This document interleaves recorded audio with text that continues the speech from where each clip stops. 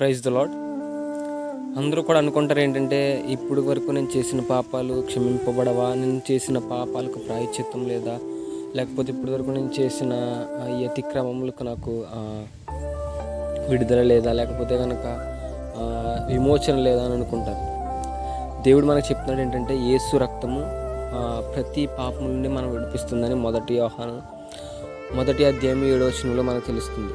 ఏంటంటే మనము ఆయన వెలుగులో ఉన్న ప్రకారము మనము కూడా వెలుగులో నడిచిన ఎడల అప్పుడు మనం దేవునితో అన్యోన్య సహవాసం గలవారమై ఉంటాము. అప్పుడు మనల్ని యేసు రక్తం ప్రతి పాపం నుండి మనం పవిత్రులుగా చేస్తుందని దేవుని వాక్యం సెలవిస్తుంది. మనము కూడా ఏ బంధకాల్లో ఉన్నామో, ఏ పాపంలో మనం మునిగిపోయి ఉన్నామో, ఈ లోకంలో మనము జీవించినది చాలు.